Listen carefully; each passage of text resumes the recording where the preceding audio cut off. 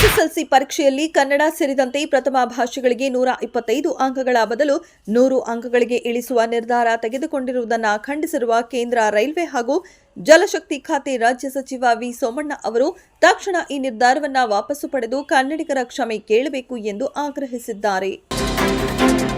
CM Siddaramaiah ರಾಷ್ಟ್ರ ರಾಜಕೀಯಕ್ಕೆ ಹೋಗುವುದಿಲ್ಲ ಎಂದು ಕಾಂಗ್ರೆಸ್ ಎಂಎಲ್ಸಿ ಹಾಗೂ ಸಿಎಂ ಪುತ್ರ ಯತೀಂದ್ರ ಸಿದ್ದರಾಮಯ್ಯ ಖಚಿತಪಡಿಸಿದ್ದಾರೆ. ಸಾಮಾಜಿಕ ಜಾಲತಾಣದಲ್ಲಿ ಚರ್ಚೆಯಾಗುತ್ತಿರುವುದೆಲ್ಲ ಸುಳ್ಳು. ಆ ಚರ್ಚೆಯನ್ನ ಇಲ್ಲಿಗೆ ಬಿಟ್ಟು ಬಿಡಿ. ಯಾಕಂದ್ರೆ ಸಿಎಂ ಸಿದ್ದರಾಮಯ್ಯ ರಾಷ್ಟ್ರ ರಾಜಕೀಯಕ್ಕೆ ಹೋಗುವುದಿಲ್ಲ ಎಂದು ಯತೀಂದ್ರ ಸಿದ್ದರಾಮಯ್ಯ ಹೇಳಿದ್ದಾರೆ. ಕರಾವಳಿಯಲ್ಲಿ ಸ್ಥಾಪಿಸಲಾಗಿರುವ ಕೋಮು ಸಂಘರ್ಷ ನಿಗ್ರಹ ಪಡೆ ಶಾಶ್ವತ ಅಲ್ಲ. ಒಂದು ಬಾರಿ ಕರಾವಳಿಯಲ್ಲಿ ಶಾಂತಿ ನೆಲೆಸಿದ್ರೆ ಈ ಪಡೆಗೆ ಕೆಲಸ ಇರುವುದಿಲ್ಲ. ಅದು ತಾತ್ಕಾಲಿಕ ಪಡೆ ಎಂದು ಗೃಹ ಸಚಿವ ಡಾ ಜಿ ಪರಮೇಶ್ವರ್ ಪ್ರಕಟಿಸಿದ್ದಾರೆ.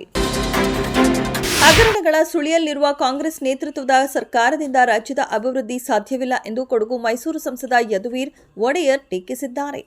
ರಾಜ್ಯದಲ್ಲಿ 2 ವರ್ಷ ಪೂರೈಸಿದ ರಾಜ್ಯ ಸರ್ಕಾರ ಏನ್ ಮಾಡಿದೆ ಎಂದು ಪ್ರಶ್ನಿಸಿದ ಅವರು, ಪ್ರತಿನಿತ್ಯ ಒಂದಲ್ಲ ಒಂದು ಹಗರಣಗಳ ಸುಳಿಯಲ್ಲಿ ಸಿಲುಕುತ್ತಿದೆ. ರಾಜ್ಯದಲ್ಲಿ ಈಗ ನಡೆಯುತ್ತಿರುವ ಬಹುತೇಕ ಅಭಿವೃದ್ಧಿ ಕಾರ್ಯಗಳು ಕೇಂದ್ರ ಸರ್ಕಾರದ್ದು ಎಂದರು.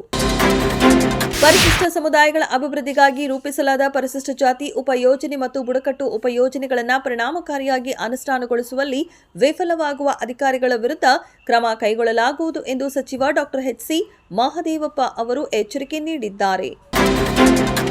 ಕೇಂದ್ರ ಸರ್ಕಾರ ಕರ್ನಾಟಕದ ವಿಷಯದಲ್ಲಿ ದ್ವೇಷ ಹಾಗೂ ಉದ್ದೇಶಪೂರ್ವಕ ತಾರತಮ್ಯ ನೀತಿ ಅನುಸರಿಸುತ್ತಿದ್ದು, ಇದರ ವಿರುದ್ಧ ಮುಖ್ಯಮಂತ್ರಿ ಸಿದ್ದರಾಮಯ್ಯ, ಉಪಮುಖ್ಯಮಂತ್ರಿ ಡಿಕೆ ಶಿವಕುಮಾರ್ ತಮ್ಮ ಹೋರಾಟವನ್ನು ಮುಂದುವರೆಸಿದ್ದಾರೆ ಎಂದು ಎಐಸಿಸಿ ಪ್ರಧಾನ ಕಾರ್ಯದರ್ಶಿ ರಣದೀಪ್ ಸಿಂಗ್ ಸುರ್ಜೇವಾಲಾ ತಿಳಿಸಿದ್ದಾರೆ.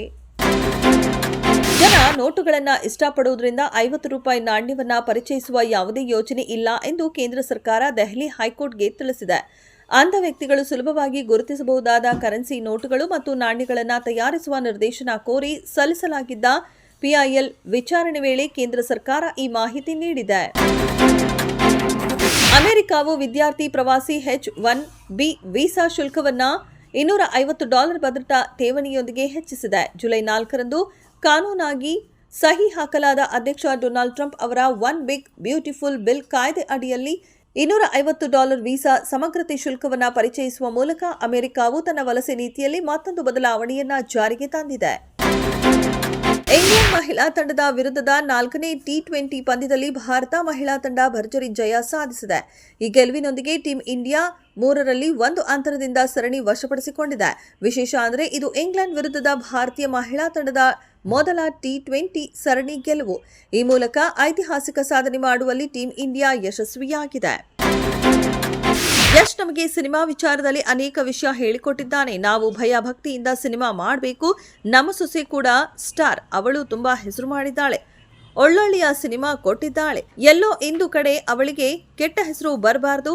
ನಿಮ್ಮ ಅತ್ತೆ ಅಥವಾ ಪಿಕ್ಚರ್ ಮಾಡಿದ್ದಾರೆ ನೋಡುವಂತ ಆಕೆಗೆ ಯಾರು ಹೇಳಬಾರದು ಎಂದಿದ್ದಾರೆ ಯಶ್ ತಾಯಿ ಪುಷ್ಪಾ.